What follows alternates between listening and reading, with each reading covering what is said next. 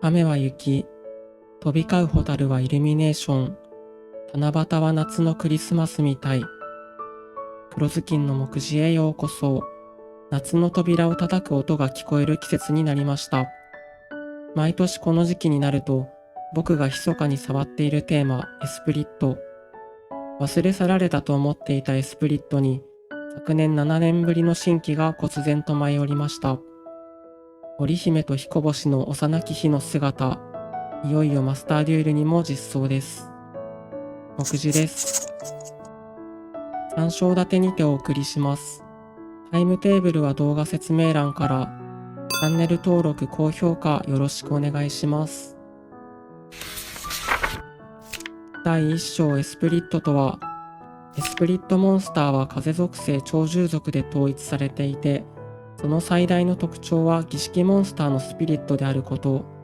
召喚したターンのエンドフェーズに戻ってしまうスピリット固有のその性質が、まるで年に一度しか会うことを許されない織姫と彦星を表しているようです。エスプリットでできることや、その特徴をざっとまとめてみました。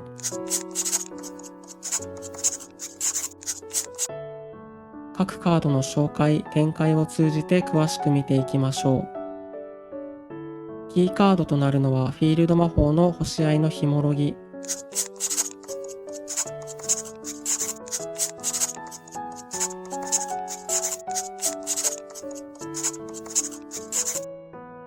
星合いとは俳句の季語で七夕を意味するもので、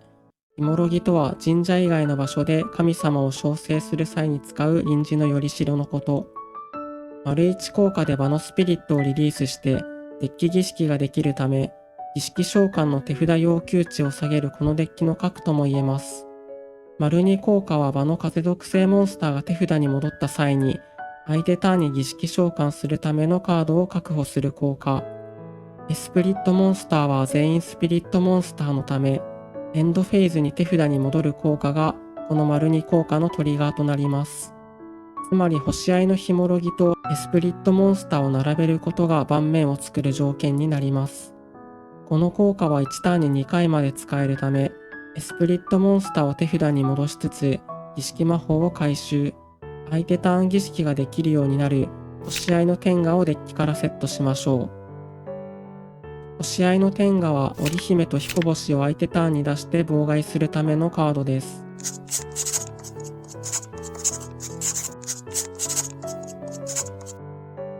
丸一効果で手札に織姫がいるなら彦星を、彦星がいるなら織姫をサーチしつつ、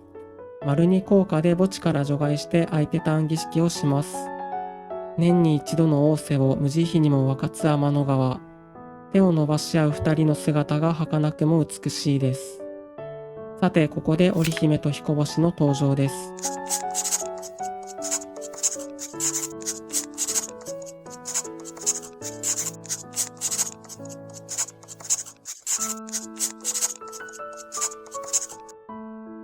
つがいの効果はおおむね同じで、エスプリットロード姫クジャクは儀式召喚時に相手魔法罠を3枚までデッキバウンス。エ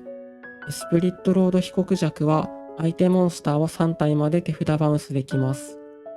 相手ターンの妨害という観点から、基本的にはヒコクジャクの召喚が優先されますが、相手のデッキに合わせて打ち分けられるのはエスプリットの強みと言えるでしょう。ヒコクジャクが手札バウンスするのに対して、姫クジャクはデッキバウンスなのもポイント。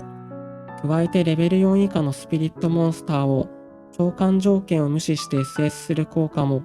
バウンス効果同様、ヒコクジャクが手札からなのに対し、姫クジャクはデッキから。天の岩戸のリクルートが強力なのは言わずもがなで、それどころか SS された天の岩戸はエンドフェーズに手札に変えることがありません。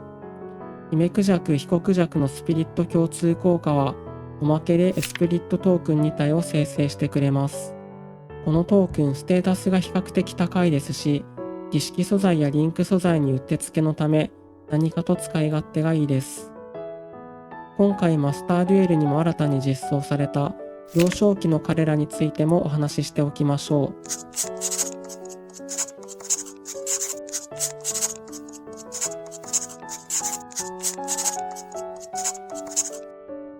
彼彼らはこのデッキにおけるエンジン的役割を担っていて、エスプリットシェード姫クジャクは儀式召喚時にスピリットモンスターの記載のある魔法罠をサーチできます。星合いのヒモロギに触れないと何も始まらないデッキなので、ヒモロギにタッチするためにもまずはこのカードを目指しましょう。ヒモロギをサーチした後はその効果でロリクジャクをリリースして、エスプリットシェードヒコクジャク、通称ショタクジャクをデッキ儀式召喚します。シ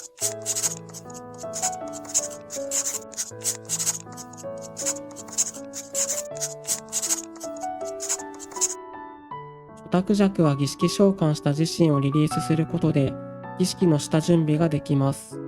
正確には儀式モンスターのサーチではなく、スピリットモンスターのサーチなので、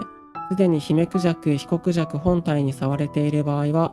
新玉や天の岩戸をサーチしておきましょう。天の岩戸は姫クジャクでリクルートできはしますが、相手が魔法罠を場に出してくれること前提なので、可能であればヒコクジャクでモンスターをバウンスした後に手札から出してロックしたいところです。以上が主要カードの紹介です。エスプリットモンスターには儀式モンスター以外も存在するのですが、評価サイトもびっくりの性能なので、記憶から抹消しましょう。実際の展開を見ていきましょう。第2章展開の紹介。ロリクジャクからヒモロギをサーチするオーソドックスな展開です。第1章の解説の通り、ロリクジャクでサーチしたヒモロギの効果で彼女をリリースしてショタクジャクをデッキ儀式召喚。ショタクジャクをリリースして儀式の下準備をします。ヒコクジャクと専用儀式魔法のエスプリットコーリングをサーチ。エスプリットコーリングは墓地のスピリットモンスターも儀式素材にできるので、ロリクジャクとショタクジャクを除外してヒコクジャクを儀式召喚。エンドフェーズ、ヒコクジャクは手札に戻り、ヒモロギの効果で星合いの天下をセットします。ひとまず相手ターン儀式の構えができたと思いきや、実はこれだとヒコクジャクやヒメクジャクを出すことができません。星合いの天下は緊急儀式術のようにカードそのものに儀式召喚効果が備わっているわけでなく、あくまで手札の儀式魔法の効果を適用するというもの。それにはヒモロギの効果をもう一度発動し、墓地のエスプリットコーリングを回収しておく必要があります。これを解決できるのがヒモロギをフル投入したスピリット軸。ロリクジャクでサーチできる都合、一見ピンで良さそうなヒモロギですが、新玉、先玉のいずれかのスピリットモンスターと握れていると2枚初動になります。そして何よりヒモロギには名称1がありません。新玉の NSG 先玉をサーチし、ヒモロギでリリースしてロリクジャクをデッキ儀式召喚。ロリクジャクで2枚目のヒモロギをサーチします。サーチした先玉の効果で手札から召喚し、今度は先玉をリリースしてショタクジャクをデッキ儀式召喚。これにより場に風属性スピリットを残しつつ、ショタクジャクにつなぐことができます。先玉の効果で墓地のスピリットを回収しておきましょう。ここからは先ほど同様、ショタクジャク自身をリリースして、ヒコクジャクとコーリングをサーチして儀式召喚。場に2体の風属性スピリットが並びました。エンドフェーズ、ロリクジャクとヒコクジャクが手札に戻ります。ヒモロギの効果が2回発動し、儀式魔法を回収しつつ、星合いの天下をセット。相手にターンを渡します。ロリクジャク、ショタクジャクはその強制効果で、除外されているスタンバイフェーズに場に帰ってきます。メインフェーズに入る前に、天下を発動して墓地に肥やしておき、いつでも儀式召喚できるようにしておきましょう。相手がモンスターを展開したら墓地の天下を発動。ヒコクジャクを儀式召喚してモンスター3体バウンスです。天の岩戸を握れていればそのまま SS できますが、これは結構な上振れです。第3章構築の紹介。展開でもお話しした通り、2枚初動になり得るスピリット軸が丸いと思います。ヒモロギに触れるロリクジャクがマストカウンターになりやすいことを考えても、ヒモロギを厚めにして貫通力を高めたいです。まず重要となる組み合わせは下級スピリットプラスヒモロギ。ヒモロギはもちろん下級スピリットも可能な限り積みたいところですが、4枚しかないヒモロギを引けてない時の新玉を除く下級スピリットはやや腐りやすいです。握玉はスピリットモンスター限定で召喚権を追加しつつ、条件付きですが、墓地へ送られた際にワンドローできる優秀なモンスター。手札事故を回避するためにも、先玉より優先したいです。しかもこのドロー効果には名称位置がないため、先玉やヒモロギで使い回せば気持ちよくなれます。ヒモロギを引けていなかった際のプランも考える必要があります。召喚権は新玉や握玉に割きたいため、召喚権を使わずに儀式モンスターや儀式魔法に触れるデビリチャルカリスライムや天帝の使徒がおすすめ。マスターデールでは純正限の天帝の使徒ですが、ワンドローや手札入れ替え、除去もできる汎用性を兼ね備えているため、こと紙においてはこちらに軍配が上がるでしょう。アルミラージとセキュアガードナーを採用することで、下級スピリットから墓地にアルミラージを肥やせるため、マクシムスドラグマのすべきも怖くありません。儀式の下準備は肝心のロリク弱にアクセスできない上、ターチ先が枯渇しやすいです。採用枚数は慎重に。エスプリット周りはこの枚数配分が一番安定します。